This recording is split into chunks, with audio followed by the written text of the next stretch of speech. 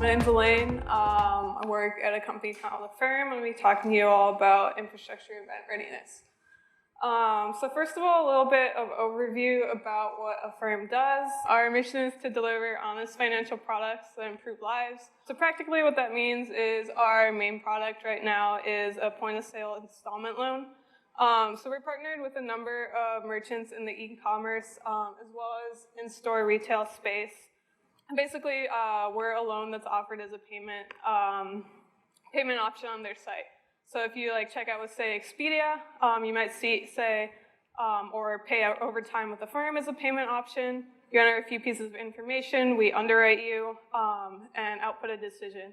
What we think we're really improving in this area is that our loans have no late fees, no hidden fees, no deferred interest. This is the honest finance part of our mission.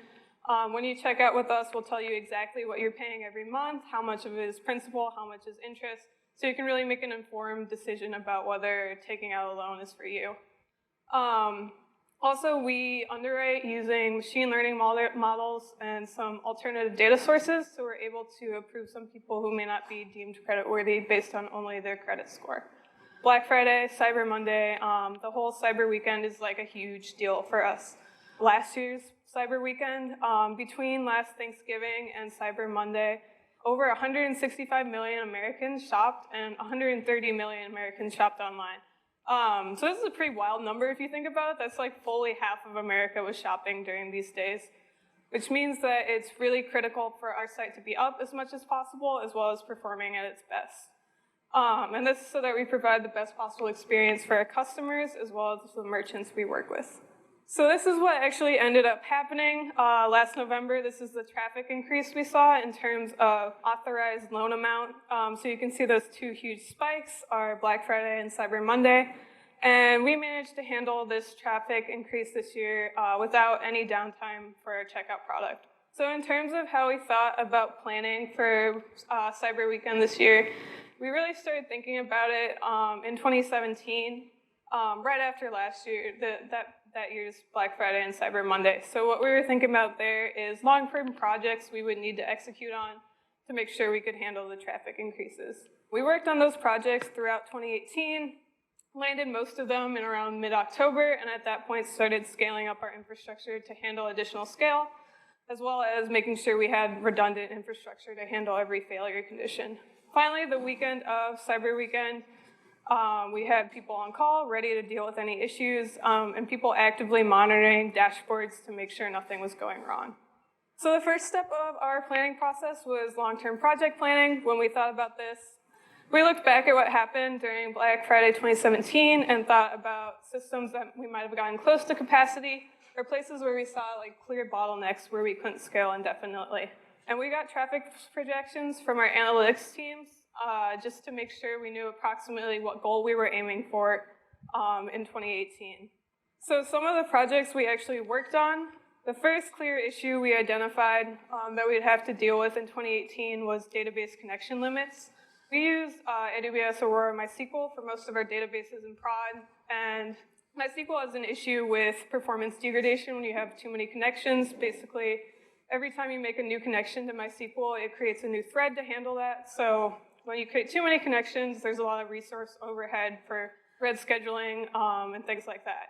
In addition, AWS actually does have a hard limit of 16,000 connections for an RDS instance, so we were going to get pretty close to having that much traffic. So before Cyber Weekend 2018, we knew we had to do some sort of connection pooling, and the solution we picked for that after debating a few options was ProxySQL. In addition to handling connection pooling, ProxySQL also has a bunch of other cool features. It does query routing if you want to route queries to different databases or read replicas. You can also do query caching for improving performance for your common queries. So ProxySQL is a really long-term project for us. First, the planning phase, we wanted to make sure we chose the right technologies that we could use for years into the future without any issues. We wanted to make sure that we were really careful about the rollout for this, so we put it on stage, left it there for a while, put it on Canary, where we send 1% of our traffic, left it there for a while. And there were a few road bumps along the way, but eventually we did get it out in all of prod after a few months' work, and the results we saw were pretty awesome. So you can see on the graphs here, the client connections, which are the connections that our Python code is trying to make to the database, the ratio there was around 5 to 15%. Which really means that we can scale our platform 5 to 10 more times before we have to deal with database connection issues again. This was a place where we may have actually ran into problems during cyber weekends, so setting up this system to allow us to scale farther without issues was a huge deal. Second problem we knew we would have to deal with in 2018 is how we provision servers in production. Before 2018, our way of adding machines was pretty low tech. We had like this CloudFormation script we ran, and then basically like a Google Doc of commands you were supposed to run after that to finish server setup. So that was for things like setting up the supervisor processes to actually run code, as well as setting up log rotate, some monitoring software, etc. So this process worked well for us for a while because we had like a pretty lean architecture, but it was also slow. There are a lot of manual steps, which means it's pretty easy to maybe skip one or mess things up. It was also kind of knowledge that was consolidated into only a few people on our team, which as our team grew and more people wanted to set up their own servers was kind of a tough issue. So in 2018, we switched to using AWS Autoscaling groups for adding new servers. So we split up our machines into machines of like different roles, so like web servers, workers, batch nodes, and we made a separate autoscaling group for each of them. And then we set up a Salt reactor. So Salt, if you haven't heard of it, it's like an infrastructure as code software, similar to Ansible or Puppet. And a Salt reactor is something that runs a series of commands after some trigger occurs. So we set up a Salt reactor for running all these steps we used to run manually after the machine was created. So with this Salt reactor, it would run everything up until actually adding machines to the load balancer or actually putting them in production. So after this change to our systems to add new servers, all we have to do is either update the number of servers in Terraform or in the AWS console. And everything else happens automatically, including the machines actually starting running in production. We also took the opportunity during this project to make some other system changes. So the first one was switching to newer generation EC2 instances. We, up until last year, were using C3s, which are a couple years old. And we just stuck with it because we had reserved instances and it would have been a hassle to switch over. But we took this opportunity to switch over to C5s. And we were pretty shocked at the improvements we saw on this graph. I don't know if you can see the axis, but for our underwriting task, we had around a 25% decrease in latency just from switching machines. We also saw similar improvements across our platform. So that was a really awesome result. I was so excited about it. It was basically like just everything's faster and we didn't have to do anything. In addition to being way faster, newer generation instances are also cheaper. So if any of you are still running older generation instances, highly recommend to switch over. The other system improvement we made during this process was switching from classic load balancers to application load balancers. This is also, the new thing in AWS that they recommend, application load balancers for HTTP requests and network load balancers for TCP requests. The most useful thing for us with application load balancers is you can do routing based on the path in the host in the URL to route like different workloads to different sets of web servers. We used to do this in CloudFront, and then we would have separate ELBs for each group of web servers. And it was kind of just a more confusing architecture, so this allowed us to simplify our routing rules. ELBs are also supposed to have improved performance, and some other cool features that we don't use are you can have Lambda functions as targets, so you can have like a serverless architecture behind your load balancer. And you can also register targets by IP address to like point to something cross-region or something in an external data center, stuff like that. So the results of this project, now instead of the painful manual process, we can spin up new machines in 5 to 10 minutes and they'll all be uniform. There's no risk of human error in setup. Due to switching to newer generation instances, we have latency improvements across our platform, and we simplified our routing rules by doing everything in ALB. The final project I want to talk about that we tackled in 2018 was just slow code. I think in early 2018, we spent a little more time working on new products and new features and less on dealing with tech debt. So our system started slowing down a little bit. When that happens, it's bad user experience. Especially for us, we're pretty concerned with timing for underwriting and checkout, because if it takes too long for users to get a result, they might just drop out of the checkout flow. When things slow down, it's also an inefficient use of your resources. You can't do as much work with the same number of servers. And also, as we've grown, we started signing more checkout timing SLAs with our merchants in addition to uptime SLAs.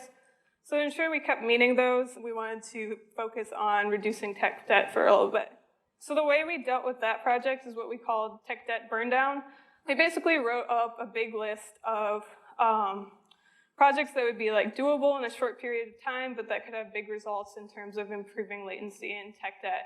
And then we had a major initiative across engineering. Every team would stop working on features for a sprint and focus on these projects instead. So some examples of projects we worked on here. A big one was adding caching across our platform. This was especially a big deal for our promo servers. You can see an example of a promo at the bottom of this screen. It's basically an ad on the merchant site for us, but we actually make a lot of database queries to get this result because we wanted to personalize the number, like the 44 here, based on the merchant and the user information if possible. So while we made those changes for personalization, everything started slowing down a bunch.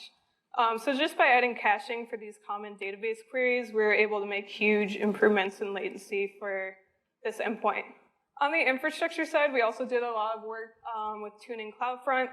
This included adding caching for more things in CloudFront, increasing our cache timeouts. We started serving some pages that used to hit our Python app just from CloudFront itself. We also did some work to reduce redirects in CloudFront. On the platform side, another thing we worked on was removing unnecessary data fetching. We had a bunch of places where we were just fetching too much data from the database, fetching too many rows or too many columns. And that has a couple issues. First of all, it makes your MySQL queries slower. And second of all, depending on how much data you're loading, the overhead of loading all this data in Python can be pretty high. So by narrowing down our data fetching to only exactly what we needed, we made some nice latency improvements. We also had some places where we were like validating our data multiple times in series. So by making sure we're only doing that once was a big way of improving things. And finally, just improving our SQL queries, making sure we had indices everywhere we wanted them. It's another way to make big improvements in our latencies. And then one thing we did to reduce tech debt was make sure we had consistent timeouts for all of our third-party requests. We fetch a lot of data from different places in underwriting, and we had timeouts for some of them, but not all, which meant that if one of these third parties slowed down a lot, had some issue on their side, our latencies could also increase a ton, and that could potentially even overload our servers. So we made sure we had consistent timeouts for all of these to protect us against that vulnerability. So the results of the tech debt burndown project, we saw latency improvements in a ton of places. One of the ones we care about the most is called application response timing, which is the time between when a user finishes entering all their information and when they get a loan terms result from us. So in terms of that, we saw around a 40% improvement in median application response timing, which was like an enormous improvement. It took work from everyone across engineering to get here, and we were really excited about it. Those are some of the long-term projects we worked on. There were a few others as well, but those are some of the major ones. And we finished all of those around mid-October. At that point, it was time for us to actually scale up our infrastructure. This is something you don't really want to do too early because then you're just throwing away money on extra servers, but you also don't want to do it too late. So you have time to double check your work and make sure everything's in place. So when we were thinking about scale up, our requirements were first handle up to 5 times the normal day's traffic.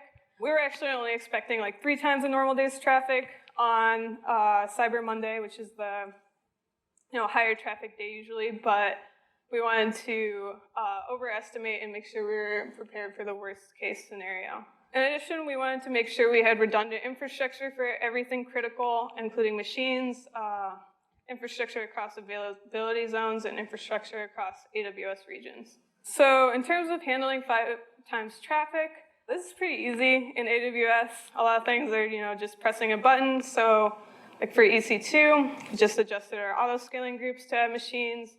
For RDS instances, you can increase the size. Elasticsearch, ElastiCache, just add more machines to your cluster or scale up the machine sizes depending on what you want. DynamoDB, increase the provision throughput. So in addition to just increasing these parts of our systems manually, we also worked with our AWS Enterprise Support team to create an infrastructure event management plan. So how that worked was we just compiled a big list of every component in our system that we expected to have 5 times scale, and we went through it with them one by one. Most of the things we came up with, other than the ones I've already mentioned, are managed by AWS automatically, so there's nothing we had to do there. The one exception is load balancers. Load balancers are really good at handling gradual scale-up workloads, but for spiky increases in traffic, they have some problems. So you can ask people at AWS or create a support ticket to pre-warm your load balancers, which is they'll scale them up beforehand for you and make sure they're warm and ready to handle your workload beforehand. So that meeting was really helpful just to make sure that we had everything in place. And then one other thing we did was contact all our third-party vendors to make sure they knew we were having this scaling event, as well as make sure that they were ready to handle the traffic increases. So after we scaled everything up, we did do a bit of load testing to make sure all of our systems were ready. This isn't something we have the infrastructure in place to do in all of our platform, but we can do it for our promo servers, which are what I talked about before. They're really easy to load test because they have a read-only workload. They don't call out to any third-party sources.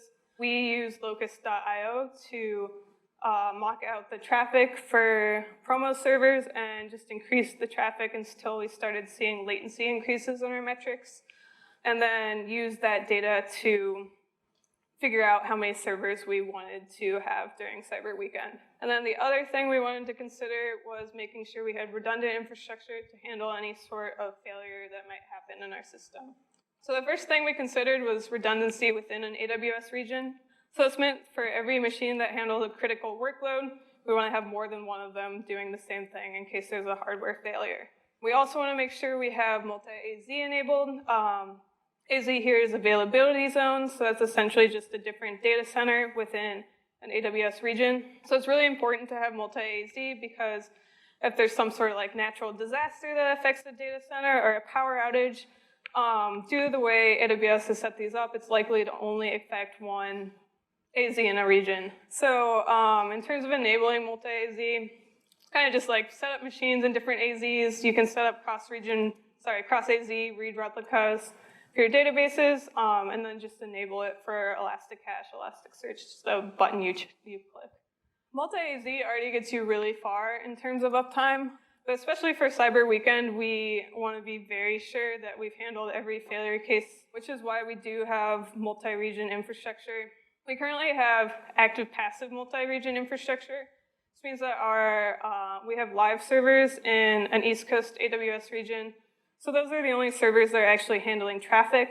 But in a West Coast region, we have duplicate standby servers. We deploy to them every time we deploy to East Coast, so they're completely ready to go, but we just aren't handling any traffic with them. So in terms of setting up multi-region infrastructure, there's kind of like different strategies for different components. EC2, you just duplicate your machines, duplicate your load balancers, and then you have to consider and plan out how you would actually handle a failover. So what we do here is we refer to all of our load balancers with a DNS entry, and we use a weighted routing policy with this DNS entry with both the load balancers for the East and the West Coast behind it. And right now we have East Coast at 100, West Coast at 0. If we wanted to fail over, we would just change these numbers to reroute traffic. For RDS, Aurora supports cross-region read replicas, so we set up that for everything, and then if you want to fail over, you just promote the MySQL instance in the other region to master. One thing we realized a couple weeks in advance of Cyber Weekend was that we had made changes to our parameter groups for our live servers to increase the maximum number of connections, but we hadn't duplicated those changes in the West Coast. So that's a little bit of a thing you should double check, is that your parameter groups in both regions are the same. DynamoDB has global tables, which is multi-region, active-active database. We had to replicate all of our data from our DynamoDB tables in East Coast into these global tables. There are a couple steps for that. AWS does have documentation about how to do all this. First step is a bulk upload using Elastic MapReduce and data pipeline. So with that, you can do a one-time upload of all the data in your table to S3, and then upload it from S3 to global tables. So while that's happening, you need to make sure that updates after the bulk upload is started are replicated to the table also. So for that, AWS has a DynamoDB cross-region replication library where you send updates to the table to a Kinesis stream. And then once the bulk upload finishes, you can sync those updates to the table to get all the new data. And that's also how you keep your tables in sync afterwards. One issue with this process is if it takes over 24 hours for your bulk upload to finish, which happened to us for a few of our tables. And the reason that doesn't work is the Kinesis stream can only handle up to 24 hours of data. So in that case, while the bulk upload was happening, we just sent the real-time updates into a temporary table in global tables. After the bulk upload was done, we moved all that data from the temporary table to the main table, and then switched the stream over to actually send data to our target table. So that process is decently straightforward, but a little grimy. You have to do it for every table separately. So that actually took a while to do for us, but got it done.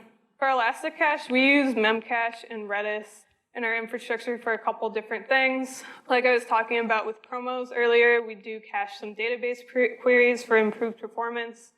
And we also use Memcache as a Celery results store. Celery is a Python library which we use for like asynchronous task processing. So when a Celery task finishes, it can upload results to this results store, and then other processes can read the results. So for ElastiCache, we duplicated our clusters in the US West region, and then we actually didn't do any data replication for ElastiCache because of our use cases. Just having our database queries hit the databases directly would slow things down a little, but ultimately be okay as the cache warmed up. And for a Celery results store, you only really need the results a very short time period after they're written, so losing a little data in that case is okay. Finally, S3. S3 supports cross-region replication. Only complication here is, unlike all of our other infrastructure, we don't refer to S3 with DNS, so instead we had to prepare a code change for switching. So it's something we had ready in advance, ready to deploy in case we needed it. So that was all we did for scaling up our infrastructure. In addition to that, before the weekend itself, we thought a lot about the processes we needed to have in place to handle this traffic increase. First thing, super important, is code freeze. This is also my favorite time of the year because no one breaks anything. So we do a code freeze from the Friday before Black Friday to the Tuesday afterwards in order to ensure that our system is stable before Cyber Weekend, that no one last minute pushes some breaking change. And we take it pretty seriously. We do allow hotfixes and occasionally releases that have been thoroughly vetted by our CTO and by our infrastructure team. We only really allow things that are very important to get out in that time period and are unlikely to affect our main checkout product. So like one example this year is we allowed a change to our marketing email templates so that we could send out an email blast during Black Friday. So this is something that was important to get out then to drive traffic during Cyber Weekend, and also something that was unlikely to affect our main checkout product since it was kind of different system. We also worked on a ton of documentation before Cyber Weekend. So one of the most important ones is having a failover runbook for each component. When we thought about that, we really tried to make everything as detailed as possible. So this includes like the exact sequence of commands you would have to run or the exact code you would have to deploy. So knowing exactly what you have to do and having it all laid out for you makes things go smoother and makes it easier on these people who are on call. We also wrote up documentation on component criticality to determine, like, if we had to fail something over, if multiple things were breaking, what do we fail over first? What can maybe we like leave for a while in a broken state? So that'd be things like, like internal tools used by like other teams at Affirm. Those are probably okay to go down for a little bit. But our main checkout process, that's one thing that we have to fail over as fast as possible to make sure it's working. This is also useful if there's like multiple incidents for some reason going on at the same time. Figuring out what to prioritize is really important. We also wrote up a chain of command in terms of like who would make the decisions if something went wrong. And we broadcasted that to everyone who's going to be on call. Having someone who's like clearly on call can make things more efficient in that type of situation. Something we also put a lot of work into in 2018 was our incident communication process. This is documentation for when something goes wrong, who does engineering need to tell about it, how often do we need to provide them with updates, and through what channel do we need to tell them about the issue. And this is really important because when we go down, our merchants really want to know, and they want to know that we're actively working on it and making progress. So we have a process where engineering contacts our partner engineering team who works directly with merchants, tells them what's going on, gives them updates in a time frame depending on the criticality of the issue, and then they broadcast that elsewhere. It's also important for us to broadcast issues internally so that, for instance, like our operations team, if they're getting escalations for customers, because something's down, it's important that they're kept in the loop and know that there's an active issue. After that, I was still pretty terrified. Honestly, there's always the fear of like something you hadn't thought about or something you don't know about going wrong. But we kind of felt that we had done everything we could given the time frame and the resources we had. So what we actually did on Cyber Weekend, first thing is 8-hour on-call shifts.